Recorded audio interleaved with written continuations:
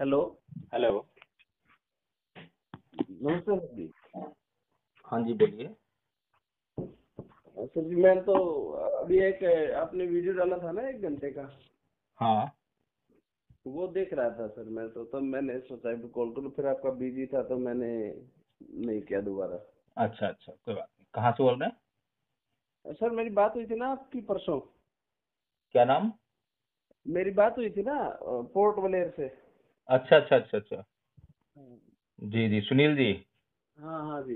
तो हम्म सर जो वीडियो देखा ना मैंने आपका 1 घंटे का, हम्म तो फिर तो कुछ समझ में नहीं आया। मैं आपसे बात करके मैं पूछ ही लूँ आपसे, हम्म मतलब कि आपका जो राजनीतिक जो है वो और ज्यादा मतलब कि अच्छा तगड़ा है जो हम्म अभ्यास हम्म वो है, क्योंकि वीडियो में जैसे आप बात कर रहे थे ना हम्म। आप, तो वो पूरा राजनीति की तरफ जा रहा था। राजनीति रहा है। और नहीं देखो और दूसरा जो आपने बताया भी ना तगड़ा, तो मैं राजपूत हूँ कास्ट से, बाई कास्ट। हम्म। ठीक है, वैसे भाई तो कास्ट बताने क्या की है? जरूरत नहीं थी। राजपूत। अच्छा। हाँ तंवर। तो हम्म और जो दूसरा ये है कि आपने जो बताया ना उस वीडियो में पूरी में, हम्म तो वो मतलब कि अम्बेडकर जी के बारे में और सारा, तो वो मेरे को बहुत मतलब कि अच्छा लगा इतना। जो ये राजपूत ब्राह्मण अपर कास्ट जो कहते फिरते हैं ना बात, हम्म उनका तो उसमें आपने अच्छे से बताया, उन्हीं का सोल्यूशन दे रखा है उसके अंदर। हम्म। तो मैं ये जानना चाहता था कि आप से एक ही प्रश्न जानना चाहता था कि ये जो है आजाद समाज पार्टी है चंद्रशेखर रावण की, हम्म चंद्रशेखर रावण जी से भी मैं थोड़ा प्रभावित हूँ, क्योंकि हम्म मेरे को वो है ना हाथरस में या जहाँ भी है ना, हम्म मेरे को वो खड़े मिले हैं। जैसे हम्म अभी ज्यादा वो लड़कियों वाला आंदोलन था जो हमारे ब्रजभूषण के खिलाफ, हम्म दिल्ली वाले, उसमें हम्म उसमें भी वो चंद्रशेखर रावण मतलब जहाँ पे जाते हैं ना तो डट के खड़े मिलते हैं वो। हम्म। तो मैं तो ऐसे क्या सलाह क्या दूं आपको कि एक तो पूछा था आप राजनीतिक में इसमें से किस पार्टी का समर्थन करते हो? किस पार्टी का समर्थन करता हूँ? हाँ। अभी तो मुझे जो है कोई भी पार्टी समझ में नहीं आ रही है जो कि बाबा साहेब के मिशन को सच्चे अर्थों में समझ पा रही हो और मिशन के अनुसार जो है अपना काम कर रही हो। तो इसलिए मैं अभी जो है किसी भी पार्टी को पूरी तरह समर्थन करने के पक्ष में नहीं हूँ। ये तो सही है, लेकिन जैसे आप है ना मतलब पिरामिड के नीचे से बदलाव करने की कोशिश कर रहे हो, हम्म लेकिन मेरे को ये लग रहा है कि आप बहुत अच्छा काम भी कर रहे हो और होना भी चाहिए ऐसा, हम्म। लेकिन शायद समय वेस्ट हो जाएगा, जीवन पूरा हो जाएगा, पर ऐसे हो नहीं पाएगा। मैं ये तो जैसे होना ही है। है। हाँ। समय तो समय और जीवन तो जाना ही है। लेकिन ये काम नहीं हो पाएगा। एक आदमी जो स्वार्थी होता है वो चाहता है कि उसके जीवन में ही वो जो पेड़ लगा रहा है उसका फल खाए। एक आदमी जो दूरदर्शी होता है वो सोचता हाँ, है कि मुझे फल मिले ना मिले लेकिन मेरी आने वाली पीढ़ियों के लिए सुरक्षा हो जाए, उनके लिए कुछ ना कुछ फल के इंतजाम हो जाए। लेकिन ऐसा भी तो हो सकता है ना, वो हम्म मतलब कि व्यक्ति सही मतलब कि तरीके के साथ काम करे, तो हम्म। क्या पता काम जल्दी हो जाए, एक समय इतना लंबा हो जाए हाँ, जिसका पॉसिबिलिटी है, बिल्कुल सही कह रहे हैं आप। अंत ही ना हो। जैसे हम हम्म। कर रहे हैं ना ऐसे अंत ही ना हो। अब मेरा तो जैसे छोटा विचार है, मैं तो ये सोचता हूँ अगर ऊपर से बदलाव करें तो जल्दी नीचे होगा। ऊपर कहने से का आप मतलब है, बताएं, थोड़ा समझाएं मुझे, क्योंकि हो सकता है कि मेरे पास वो देखो योजना ना हो, आप बताएं। अगर हम एक चंद्रशेखर के विचार बदल दें, मतलब चंद्रशेखर को समझा दें और उसको उसको ये चीजें बता दें तो, वो और मैं प्रयास कर चुका हूँ आदरणीय जी। लेकिन मेरे बहुत अच्छे से, जैसे भानु प्रताप है एक, बहुत अच्छा बोलते मैं हैं वो तो। इन सबके साथ में प्रयास कर चुका हूँ। इन सबके साथ में समस्या क्या है, एक होता है आदमी मूर्ख, और हाँ भगवान बुद्ध ने जो है जो मूर्ख के ऊपर काफी कुछ कहा है। तो भगवान बुद्ध कहते हैं कि यदि कोई मूर्ख अपने आप को मूर्ख समझ ले तो इतने में तो वो बुद्धिमान ही है।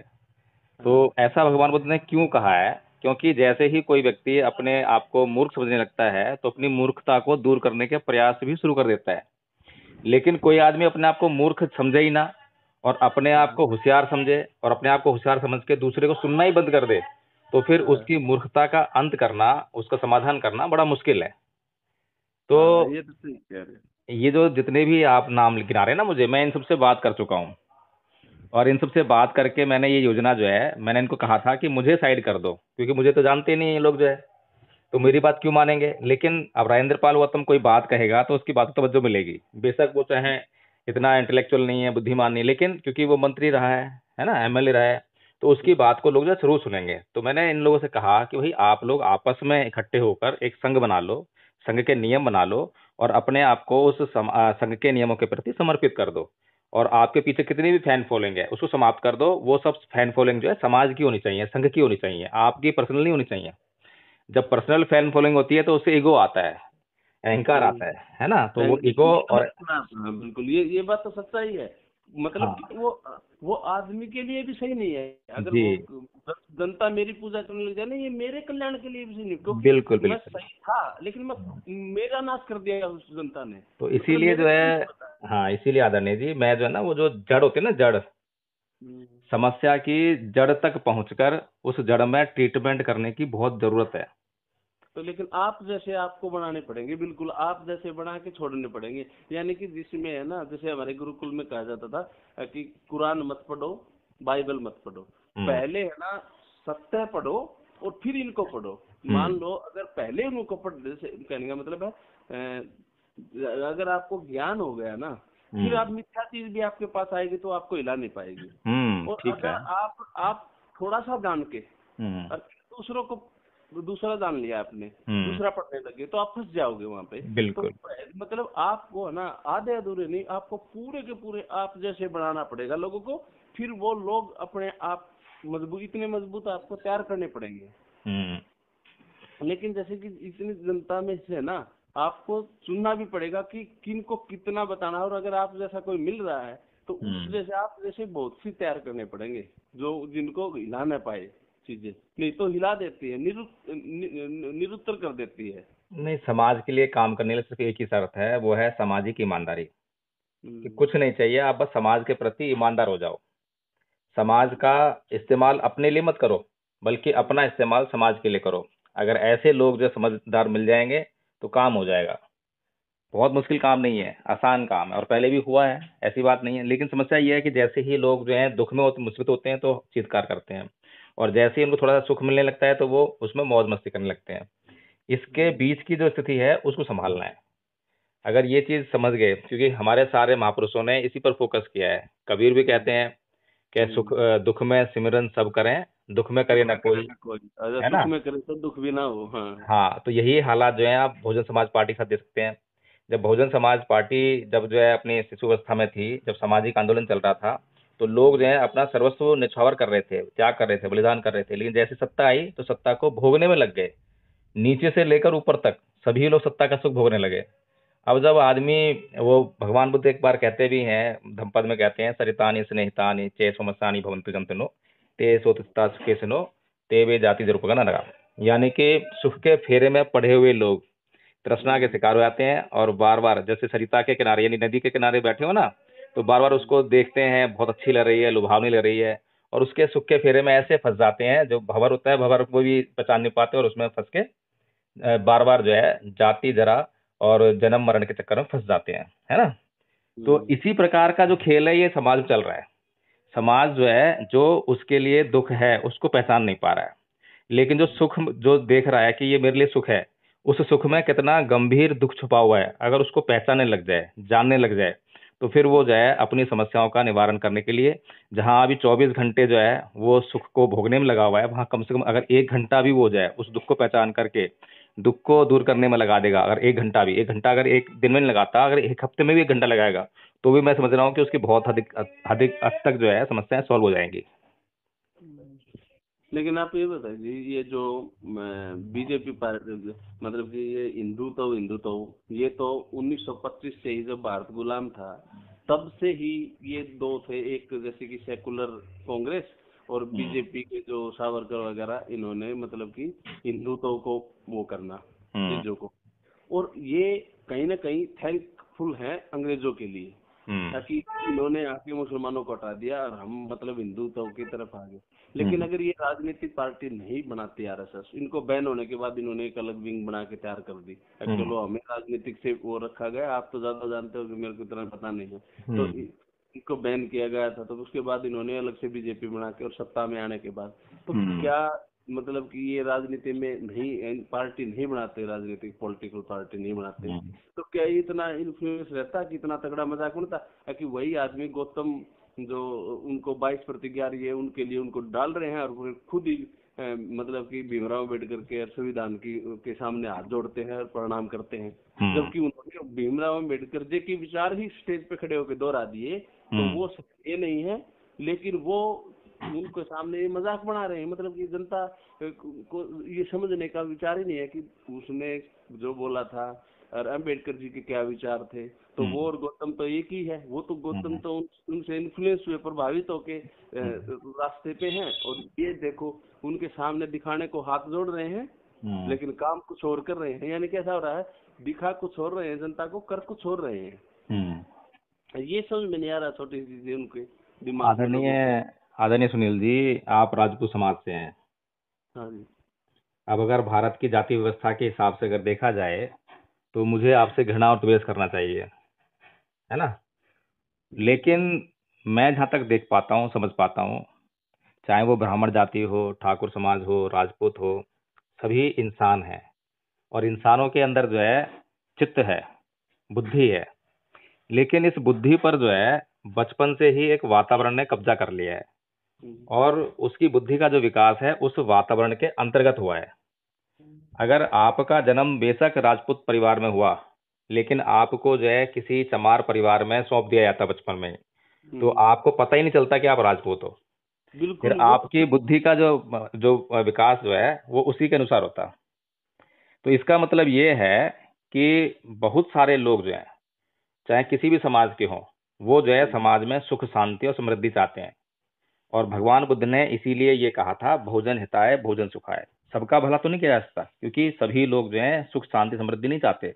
कुछ लोग अपराधी प्रकृति के हैं, कुछ लोग सत्ता के लोलुपता में फंसे हुए हैं, लोभ भी हैं, लालची हैं, तो उनका तो हम भला कैसे करेंगे। लेकिन जो लोग अधिसंख्य लोग हैं, बहुत सारे लोग हैं, वो अपना भला चाहते हैं, सुख शांति से जीना चाहते हैं, तो उनका भला किया जा सकता है। इसलिए उनके हितार्थ जो है काम करो, समझ रहे हैं आप जो है।